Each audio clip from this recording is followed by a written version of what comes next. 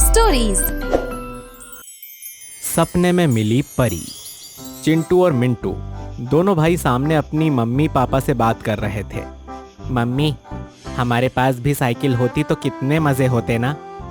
हाँ मम्मी, मैं चिंटू के साथ रोज साइकिल पर घूमने जाया करता। हाँ बेटा चिंटू, तुम सही कह रहे हो, लेकिन हमारे पास इतने पैसे नहीं हैं जो हम तुम दोनों को साइकिल दिला सके। मम्मी, क्या ऐसा नहीं हो सकता कि कोई हमारे घर के बाहर गिफ्ट में साइकिल छोड़कर चला जाए और हम उसे चला सकें? ऐसा तो बस परियों की कहानी में होता है, परियां ही ऐसा कुछ कर सकती है। मम्मी, क्या परियां सच में होती हैं? हाँ बेटा, परियां सच में होती हैं। चलो बेटा, अब बहुत रात हो चुकी है, तुम दोनों जाकर सो जाओ, सुबह जल्दी उठकर स्कूल भी जाना है। चिंटू मिंटू सोने चले जाते हैं। दोनों आपस में बातें कर रहे होते हैं। भैया, अगर परियां हमें मिल जाएं तो हम उससे बहुत सारी चीजें मांगेंगे। हाँ भाई, तुम सही कह रहे हो। वैसे तुमको क्या मांगना है, जरा मुझे भी तो बताओ। मैं तो परी से पहले साइकिल मांग लूंगा, उसके बाद बहुत सारे खिलौने मांगूंगा। दोनों बातें करते करते सो जाते हैं। अगले दिन चिंटू मिंटू की नानी उनके घर आती है। तब दोनों भाई अपनी नानी से बोलते हैं, नानी, आपसे कुछ पूछना है। हाँ मेरे बच्चों, पूछो, क्या पूछना है? मम्मी बता रही थी कि परी होती है। क्या सच में परी होती है? क्या वो हमारी इच्छा पूरी करती है? नानी हंसते हुए बोली, हाँ बेटा, परी सच में होती है। वैसे तुम्हें परी से क्या मांगना है? तभी मिंटू बोलता है, अरे वाह नानी, मुझे भी परी से कुछ चाहिए। नानी, मुझे साइकिल चाहिए। क्या परी सच में साइकिल दे सकती है? बेटा, अगर तुम सच्चे मन से उनसे कुछ मांगोगे तो वो तुम्हें जरूर देगी। नानी, हमें परी कहाँ मिलेगी? परी हमारे गांव के बीचों बीच बने बरगद के पेड़ के पास वाली गुफा में रहती है।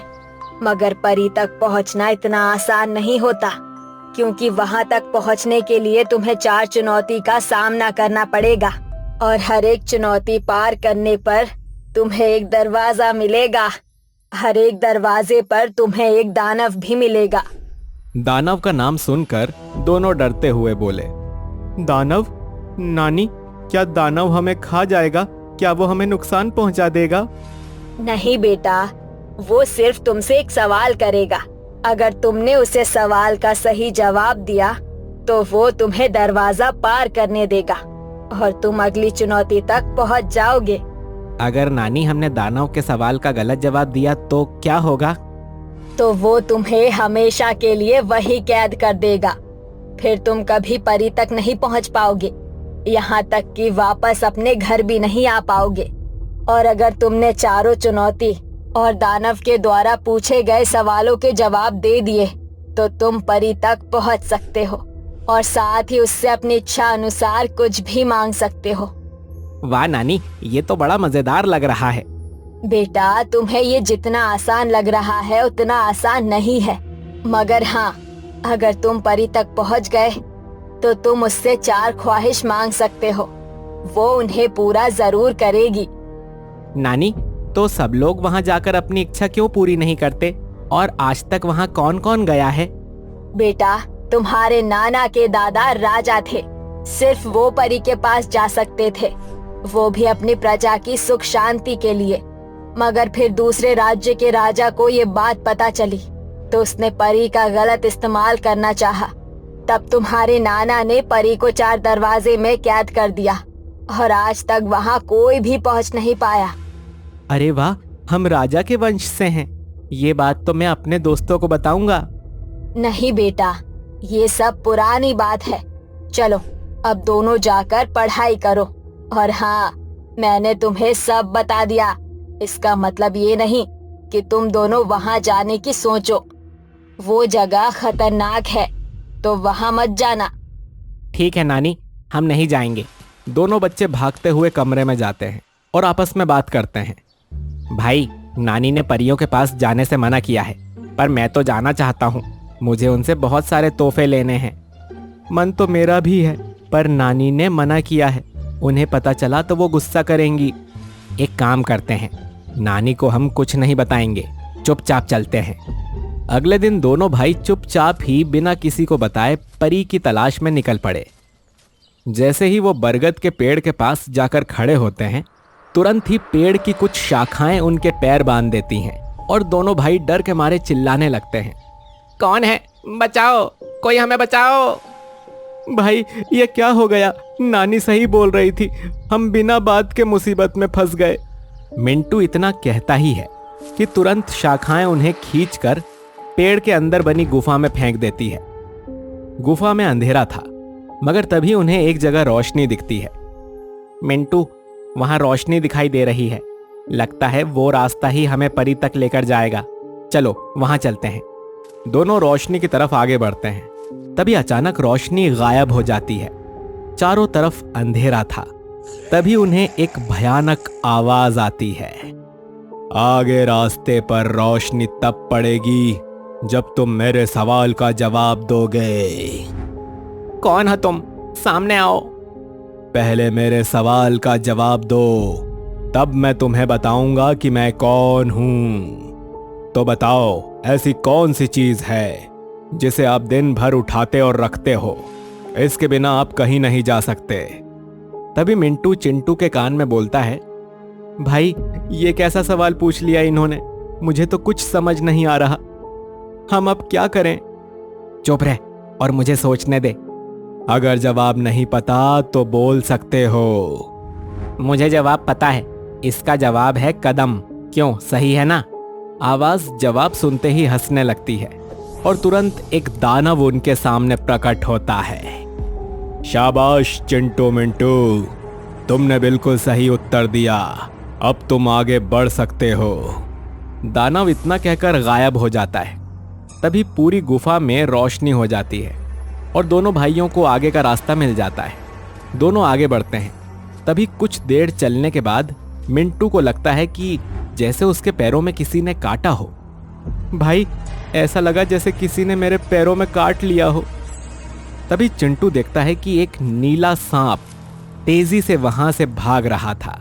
ये देखकर चिंटू बोलता है, मिंटू को तो सांप ने काट लिया, अब मैं क्या करूं?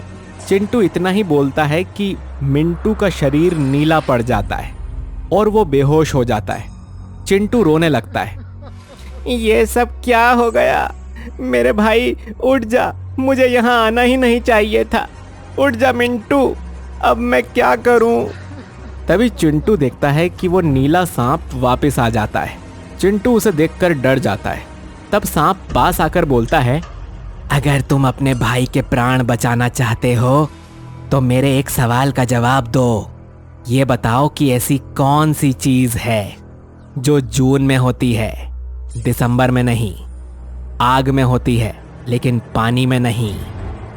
पहेली सुनकर चिंटू मन ही मन सोचता है, ये पहेली मुझे कैसे भी करके हल करनी होगी, वरना मैं अपने भाई को कभी नहीं बचा पाऊंगा।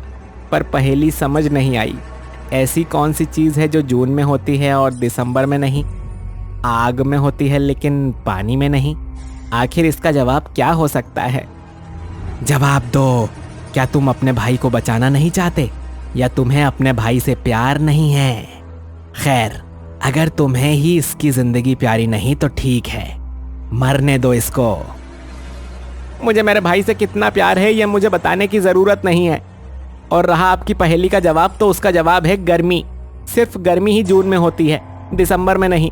आग में होती है लेकिन पानी में नहीं। ये सुनते ही सांप एक दानव के रूप में आ जाता है। तुमने साबित कर दिया तुम अपने भाई से कितना प्यार करते हो, साथ ही तुम बहुत बुद्धिमान भी हो। जाओ आगे का रास्ता तय करो। ऐसा कहकर दानव वहां से गायब हो जाता है और तभी उसके भाई मिंटू को होश आ जाता है।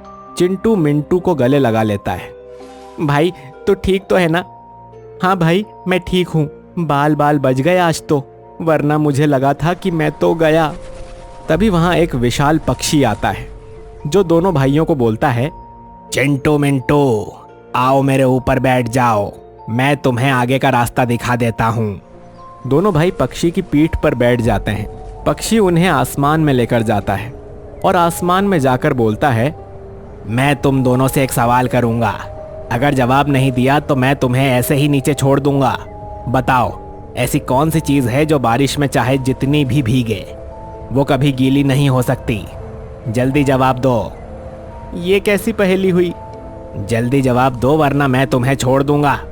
दोनों भाई कुछ नहीं बोलते तो पक्षी उल्टा हो जाता है और दोनों भाई को नीचे गिरा देता है। दोनों भाई आसमान से नीचे गिरने लगते हैं और समुंदर में गिर जाते हैं। वो तैरने की कोशिश करते हैं मगर वो तैर नहीं पाते। तब मिंटू बोलता है, भाई मुझे लगता है जब तक हम जवाब नहीं देंगे तब तक हम इस मुसीबत में ही रहेंगे। तुम सही कह रहे हो, पर इसका जवाब मुझे समझ नहीं आ रहा। भाई मुझे तो इसका जवाब पानी लगता है। एक बार नानी ने भी यही सवाल किया था, तब उन्होंने बताया था कि पानी ही ऐसी चीज है जो बारिश में चाहे जितनी भी भीगे कभी गीली नहीं हो सकती। मिंटू के ऐसा कहते ही वो दोनों खुद ही पानी से बाहर आ जाते हैं और एक घने जंगल में पहुंच जाते हैं। मुझे तो लगता है कि अब हमें परी से मिलने की इच्छा छोड़ देनी चाहिए और घर वापस चलना चाहिए। ऐसा ना हो कि हम कभी घर वापस ही ना जा पाएं। हाँ भैया, आप सही कह रहे हो। जैसे ही वो घर जाने के बारे में सोचते हैं कि तभी उन दोनों के सामने एक खूंखार शेर आ जाता है जो बोलता है, मैं काफी दिनों से भूखा हूं। तुम दोनों को खाकर मेरी भूख मिट जाएगी, लेकिन अगर तुम चाहते हो कि मैं तुम्हें छोड़ दूं तो मेरे सवालों का जवाब दो। एक और सवाल, ये मुसीबत कब खत्म होगी? मुसीबत में तो तुम खुद आए हो। अब अगर तुमने मेरे सवाल का जवाब नहीं दिया तो मैं तुम्हें खा जाऊंगा। प्यास लगे तो पी सकते हैं, भूख लगे तो खा सकते हैं, ठंड लगे तो जला सकते हैं। तो बताओ क्या है वो? हम बच्चे इतने कठिन सवाल का जवाब कैसे दें? समझ नहीं आ रहा इसका जवाब क्या होगा। तुम जवाब नहीं दे रहे तो एक काम करता हूं, पहले तेरे भाई को खा लेता हूं, फिर तेरा नंबर भी आएगा। शेर मिंटू की तरफ बढ़ता है। भाई मुझे बचा लो, ये मुझे खा जाएगा। शेर मिंटू को खाने के लिए अपना मुंह खोलता है। तभी चिंटू बीच में आ जाता है और बोलता है, मुझे जवाब याद आ गया। प्यास लगे तो पी भी सकते हैं, भूख लगे तो खा सकते हैं, ठंड लगे तो जला सकते हैं। इसका जवाब है नारियल। शेर जवाब सुनते ही हंसने लगता है और परी के रूप में बदल जाता है। तुम दोनों भाइयों ने बहुत बहादुरी से मेरे सारे पड़ाव पार कर लिए। अब बताओ तुम दोनों की क्या इच्छा है जिसके लिए तुम इतनी दूर मुसीबत में आए हो? दोनों भाई परी को देखकर बहुत खुश हो जाते हैं। चिंटू खुश होते हुए बोला, मुझे एक साइकिल चाहिए। परी चिंटू को एक साइकिल दे देती है।